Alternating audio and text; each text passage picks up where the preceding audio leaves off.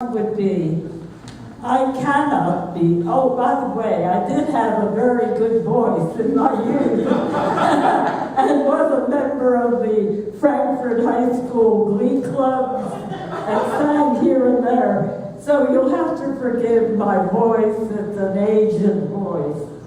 But it goes like this: I cannot be a slave, I will not be a slave, for I'm so fond of freedom, I will not be a slave. That's the opening line of one.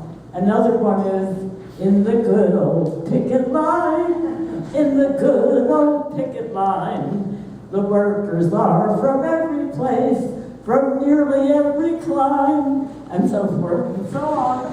And the next one would be one that honors Elizabeth Gurley Flynn, who was a socialist, a communist, an activist. That's a rebel girl, that's a rebel girl. In her mighty strength, she's a gem and pearl. She will da-da-da-da-dum to the mighty rebel boy.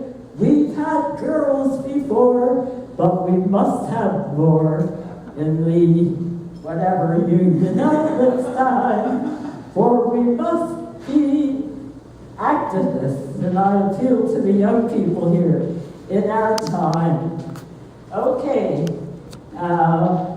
there was the Triangle, Hugh mentioned the Triangle Shirtwaist Factory killings, and the women sang, Manu is the the bird from Kindernu.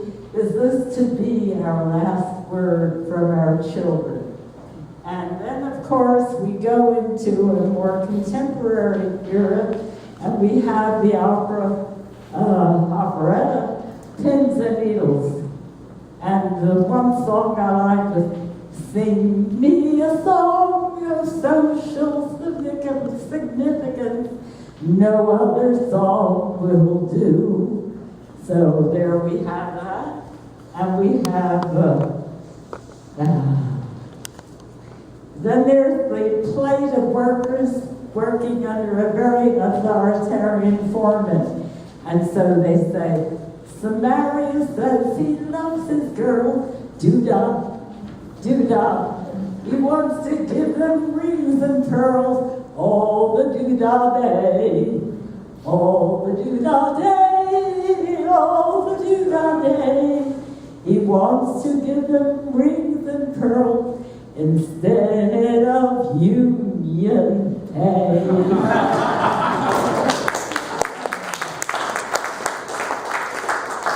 Just two final songs. We're gonna roll, we're gonna roll, we're gonna roll the union on. We're gonna roll, we're gonna roll, we're gonna roll the union on. And finally, I was asked by I had been approached by a very well-known labor publisher, Kerr Publishing, when I was a student in Pennsylvania I went to Penn University of Penn, but this was Temple University. And my major was American Studies.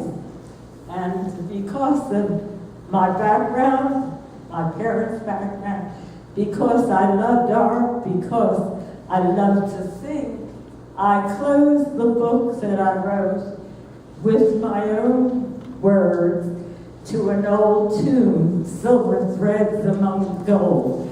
I think you all have a copy and you can take it home. So let me try my best.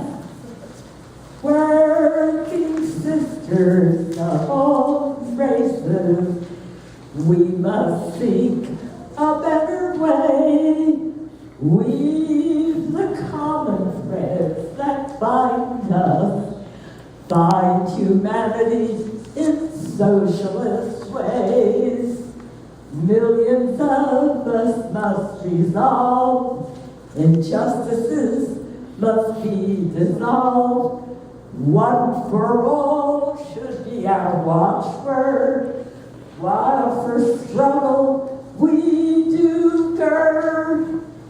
No longer separate, alienated, class differences, a thing of the past. Sister and friend to one another, our human potential realized at last.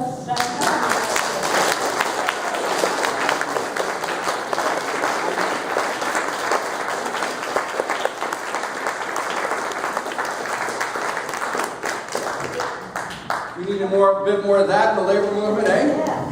Absolutely. So let me conclude. It's this potential that Evelyn talks about that I think is a key link between ethical culture and the idea of an organized workers' movement. We need a broad-based movement. And I think that women, both as workers and as activists, most acutely get this. I believe that what we need is not just a few more women in labor leadership or in the heads of businesses, but we need a more humane society that values people over profits. And I think that working women can be at the heart of that movement. So, what should be the labor agenda today? Well, listen to the rising number of women in the workforce. Listen to the growing number of women in unions. They're not just asking for a bigger slice of the pie. They're asking for a unified popular uprising that's based on collaboration, that goes across race, class, immigration status. And they're asking that we save the middle class by guaranteeing a living wage, homes, good schools. They're asking President Obama to live up to his own agenda that he gave in his first term, which was, quote, to create good jobs and to strengthen the middle class security, to rebuild an economy that works for everybody. I don't think that without radical change, I don't think that's going to happen. I think we need radical change to push his agenda along. Now, Karen Nussbaum said that women fell short of building the sensible safety net in the 60s that Europe takes for granted. While men were standing by in the United States, in Europe, governments were passing welfare programs that made the average worker's life more stable and more humane. So this is what I think we need to demand alongside working women and all workers. I think we have to ask for equal pay for equal work. I mean, over 150 years ago, that began to be shouted for. It still doesn't happen today. President Kennedy signed in 1963 the Equal Pay Act. That wasn't enough. The very first bill Obama signed was the Lilly Ledbetter Fair Pay Act. And as he explained, when the 1963 bill was signed, women were making 59 cents on the dollar for what men were making on average. Obama continued by saying, today it's about 77 cents. So back then it was 59 cents. It's even less today, by the way, if you're an African American or Latina. So I guess that's progress, the president said. But does anybody think that's good enough? No. Obviously it's not good enough, Mr. President. It's not enough either that the Equal Employment Opportunity Commission continues to process issues of sexual harassment in the workplace. What we need is better enforcement, and goodness, we need better diversity programs in our workplaces. We need more awareness about how women are still being asked to do much more of the home and family care, a disproportionate burden. So we better demand flexible work hours, more job share relationships, greater benefits and respect for part-time workers.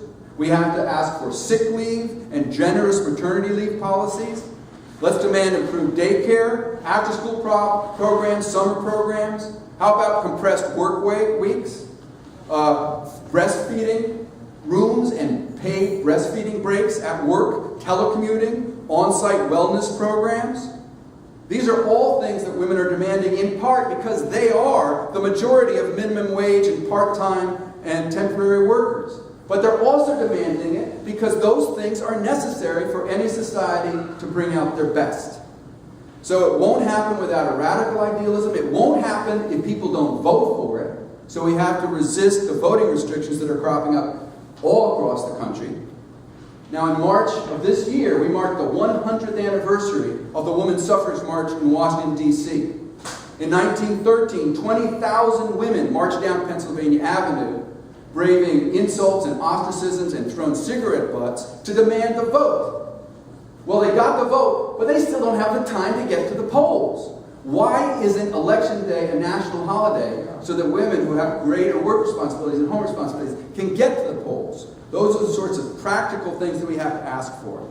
They shouldn't have to choose between work and family responsibilities because voting is a family responsibility.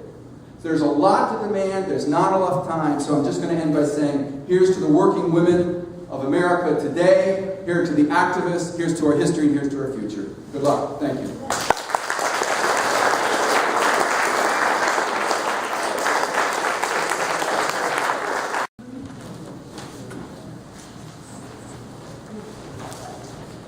Before I play The Rebel Girl by Joe Hill, I want to tack on to that last mention by Kate, because on the 21st of September, we're having our Peace Day Philly 3rd Annual Sing-Along for Peace out in Rittenhouse Square. I urge you all to show up. If any of the members are willing to bring a little snack for afterwards, at 6:30 we're going to have a little break for peace right in front of the building. Please do so. So members, if you're willing to bring something to eat, a little snack, please grab one of these as your reminder. On the insert in your program is The Rebel Girl. I love this song because it feels, you can tell it was written in the early 1900s. At the same time, there's a modern feel to it. So the chorus, which I hope you come in on, is, that's the rebel girl, that's the rebel girl. To the working class, she's a precious girl. So that's where you're going to come in strong, okay? Here we go. We're going to sing that chorus twice. Okay? There are... Oh, wait. Let me do pick. That's a little better for protest music. Pick, finger, picking. There are women of many descriptions in this queer world, as everyone knows. Some are living in beautiful mansions and are wearing the finest of clothes.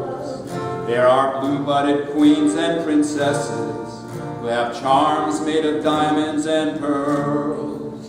But the only and thoroughbred lady is the rebel girl. That's a rebel girl, that's a rebel girl. To the working class, she's a precious pearl. She brings courage, joy, and joy to the fighting rebel boy.